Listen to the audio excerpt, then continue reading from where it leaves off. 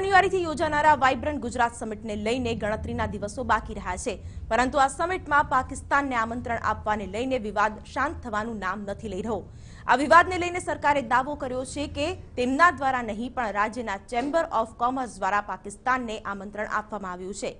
મુખ્ય સચિવનું માનીએ તો આ વખતનું વાઇબ્રન્ટ સમિટ ગ્લોબલ છે, જેથી તમામ દેશોને આમંત્રણ આપવામાં આવ્યું છે। સ્વાભાવિક રીતે તેના કારણે પાકિસ્તાન સ્થિત Karachi chamber of commerce and ઇન્ડસ્ટ્રીઝને પણ આમંત્રણ મોકલવામાં આવ્યું છે।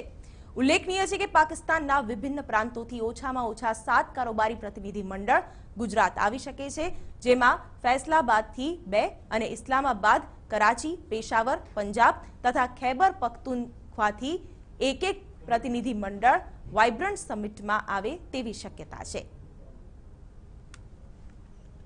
8 વાઇબ્રન્ટ સમિટ સફળતાપૂર્વક ગુજરાત સરકારે સફળ બનાવ્યા છે અને અત્યાર સુધી 8 વાઇબ્રન્ટ સમિટ પૂરા કર્યા છે। ત્યારે હવે 9મો જે વાઇબ્રન્ટ સમિટ યોજાઈ રહ્યો છે, આંતરરાષ્ટ્રીય ફલક પર તેને સ્થાન મળે તે અંગેના પ્રયત્નો રાજ્ય સરકાર કરી રહી છે।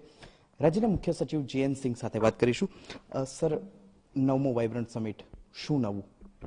આ વખતે જુઓ તો કરીબ 115 ડેલિગેશન, કરીબ 20,000 જેટલા ડેલિગેટ્સ અને કરીબ 26,000 જેટલી કંપનીઓ તો અત્યાર સુધીમાં જ રજીસ્ટ્રેશન કરાવી લીધા છે। આ વખતે ઇમ્પોર્ટન્ટ વસ્તુઓમાં અમે જોઈએ તો ફક્ત ઇન્વેસ્ટમેન્ટ નહીં, અગાઉમાં અમે ઇન્વેસ્ટમેન્ટ ઉપર જ ફક્ત ભાર આપતા હતા। આ વખતે ઇન્વેસ્ટમેન્ટ ઉપર તો ભાર છે જ, બટ ઇન્વેસ્ટમેન્ટ ઉપરાંત ટ્રેડ, એક્સપોર્ટ વગેરે પણ અમે ભાર આપીએ છીએ। અત્યાર સુધી જે સમિટ યોજાતું હતું અને ત્યારબાદ હવે ફરી જ્યારે પાકિસ્તાનની ડેલિગેશન આવી રહ્યું છે અને સૌ પ્રથમ વખત એ સમિટમાં ભાગ લઈ રહ્યું છે।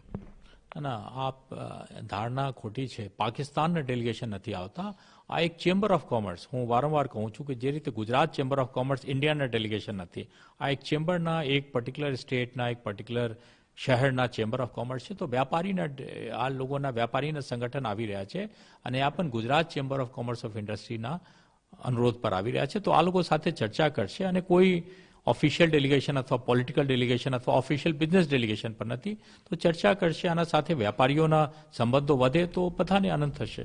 મુખ્ય સચિવ જીએન સિંઘે TV9 સાથે કરી વાતચીત। કેમેરા પર્સન મનીષ કડિયા સાથે નિર્મલ દવે, TV9 ગાંધીનગર।